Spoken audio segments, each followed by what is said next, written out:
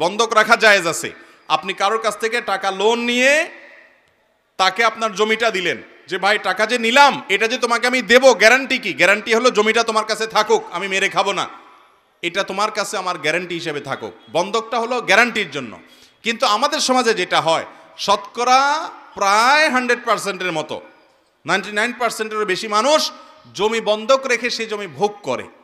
এটা সুস্পষ্টভাবে নাজায়েজ কাজ। অনেক উলামা একরাম এটাকে একটা হারাম বলেছেন, অনেকে মাকরুহ তাহরিমি বলেছেন, কিন্তু এটা নাজায়েজ এবং গুনাহের বিষয়, এ ব্যাপারে কারো কোনো সন্দেহ নাই। কারণ কুল্লু কারদিন জাররা নাফআন ফাহুয়া রিবা, যেই লোনের বিনিময়ে কোনো বেনিফিট নেন আপনি, সেটা সুদ হিসাবে গণ্য হয়, রিবা হিসাবে গণ্য হয়। এই জন্য অনেক উলামা একরাম এটাকে রিবা বলেছেন, সুদ বলেছেন।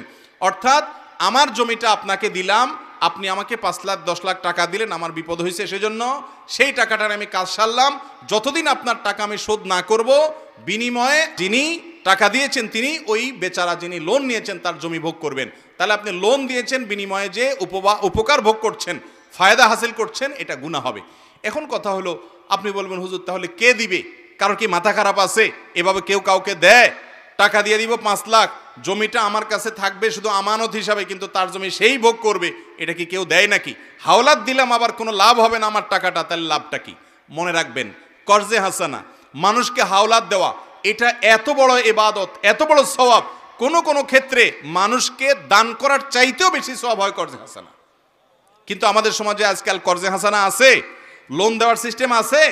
এই না থাকার একটা কারণ হলো, যারা লোন নেয় তারা একবার নিতে পারলে আর ওই লোকের চেহারাটাও সে দেখতে রাজি।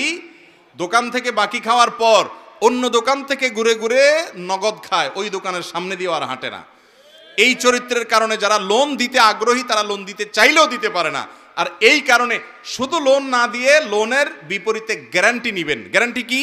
আপনি কাউকে 10,000 টাকা লোন দিচ্ছেন, তার মোবাইলটা গ্যারান্টি দেন, মোবাইলটা বন্ধ করে ডেস্কে আপনি ফেলে রাখেন, আপনার ড্রয়ারে ফেলে রাখেন, টাকা দিবা মোবাইল নিয়ে যাবা, কাহিনী শেষ।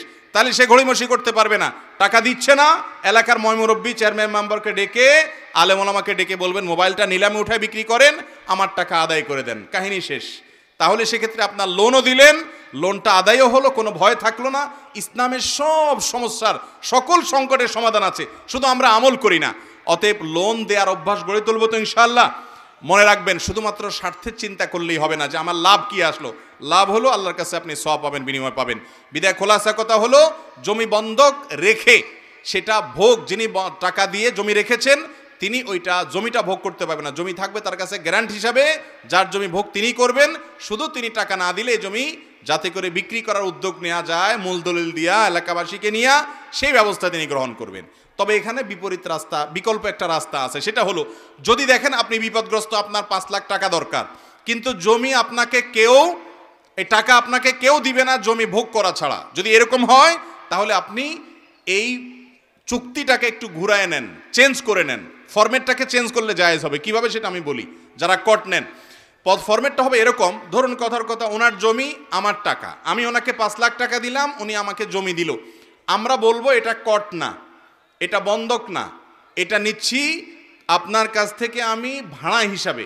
আপনার 10 কাঠা জায়গা আছে, 1 বিঘা জায়গা আছে, 5 লাখ টাকা আমি আপনাকে এখন অগ্রিম দেব, এই জমিটা আমি ভাড়ায় নেব, প্রতি মাসে এই 1 বিঘা জায়গার ভাড়া আমি 100 টাকা দেব। দুই পক্ষ রাজি হয়ে 2 টাকাও ধরতে পারে, এটা তাদের ব্যাপার। 100 টাকা, 200 টাকা বা 50 টাকা ভাড়া থাকলো প্রতি মাসে, বছরে 1200 টাকা ভাড়া থাকলো। 5 লাখ টাকা যে দিলাম এটা হলো ভাড়ার অগ্রিম, তাহলে এটা হলো জমি ইজারা। ইজারা মানে ভাড়া দেওয়া। ভাড়া দিয়ে টাকা নেওয়া জায়েজ আছে, যে আমি আপনাকে ভাড়া দিলাম, এবার আমার জমি আপনি চাষ করে খান বা যা মনে চায় করেন, জমি ভাড়া দিয়ে দিছি। ভাড়া দিলে যিনি ভাড়া নিচ্ছে তিনি যা ইচ্ছে তা করতে পারবে।